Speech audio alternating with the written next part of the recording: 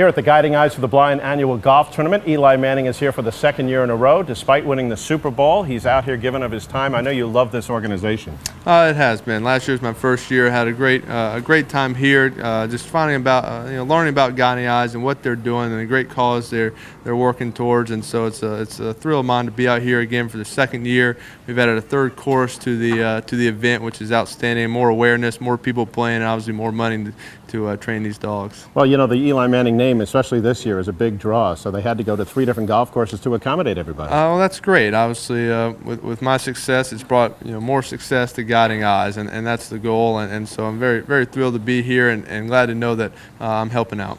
When you see these blind golfers, I know that you have family friends that go back a number of years, which is one of the reasons you're here, right? Exactly. I have an old family friend, friend of my dad's, Patrick Brown, who he couldn't make it this year. He had some back problems and couldn't get up, but his son, young Patrick Brown, is a good friend of mine who I grew up with and started playing golf with, and so he made it. But he's Mr. Brown is a blind golfer. Has played in this event for over 30 years and asked me to be a part of it a few years ago, and I gladly accepted.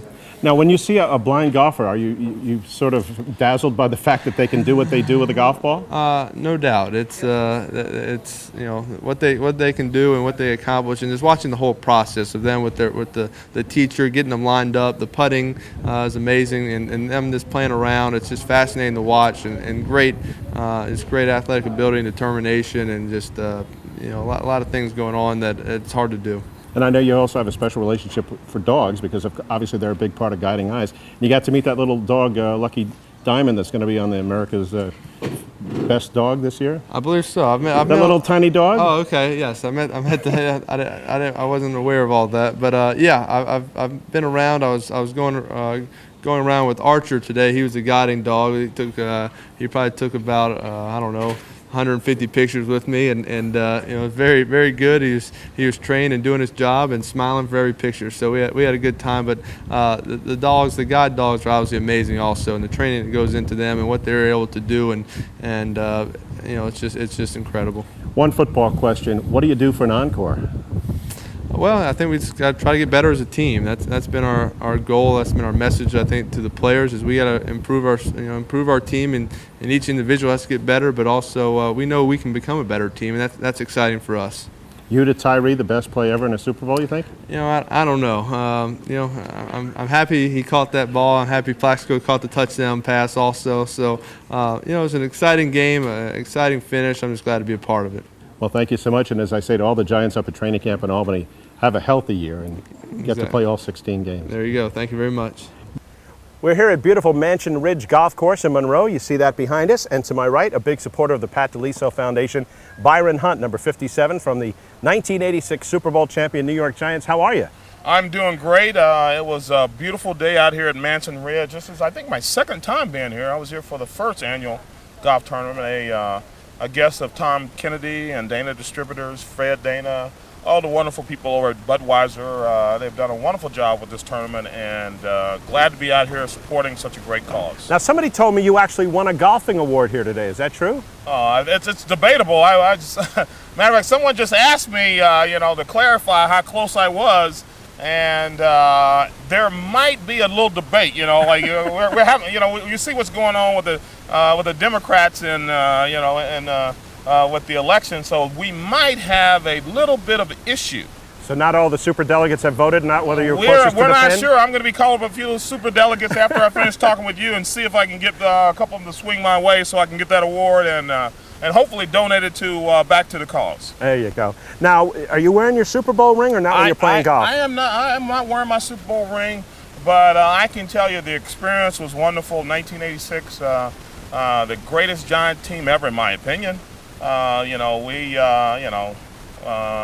Some of the greatest players ever played for the New York Giants played on that team. Lawrence Taylor, Harry Carson, Joe Morris, George Martin, and on and on and on. Wonderful group of guys, played very hard. And, when you look at that team, and I tell people all the time, our first playoff game, of course, which was 49ers, 49-3. And then, of course, we shut out the Redskins 17-0 and 39-20 over the Denver Broncos. So a very convincing wins, and one of those teams where I think every Giant fan that was out there rooting for the New York Giants knew that we were going to win every game. It wasn't a question. Now, you were number 57. You were a backup linebacker, special teams demon. But on any other team, you probably would have been a starter. That is true, and actually, I started about 64 games with the New York Giants. I started, going back to my rookie year. I came in 1981 along with Lawrence Taylor, and we actually set the record for most quarterback sacks by 2 rookie outside linebackers. So now when you watch this team win the Super Bowl this year, what Right. was going through your mind? Did you think they had a chance? Well, I was kind of torn. I was actually at the last game of the season between the Giants and the Patriots, and I thought the Giants had a chance to win the game. And it's kind of bittersweet because I grew up as a Patriot fan. My brother played for the New England Patriots for 8 years.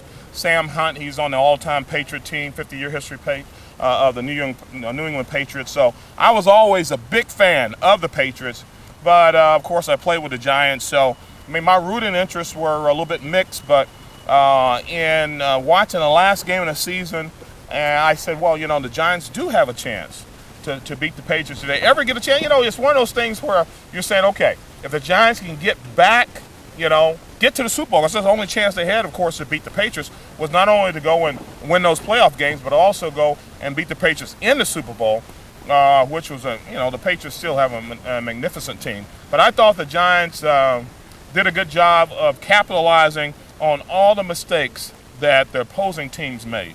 And that's really key when you get into the playoffs. Who would have thought the Giants would get into the playoffs and have a run like they had? So, it's almost like capturing everything in the bottle. And you think about, everything that the Giants gave up to get Eli Manning and what happened the past year with Tom Coughlin and Jeremy Shockey and Tiki Barber and Michael, just all the different things. You think about all those different things. If someone said, okay, all these things are going to happen to the New York Giants, what's going to happen? Well, they're probably not going to make the playoffs. Who would have ever thought if you add all those things together that the Giants would actually win the Super Bowl and win it in one of the all-time greatest games ever in Super Bowl history? So, of course, I was very excited and also very proud of the Giant players, which some of those guys are very good friends of mine. And it just adds to the dynamic history of the New York Giants. And now we have 3 Super Bowl champion New York Giant teams. So we welcome those guys gladly into our family. All right. Byron Hunt, always a pleasure. Thank you for supporting the DeLiso Foundation here in Monroe, and we'll look for you next time here at Mansion Ridge. Okay, thank you.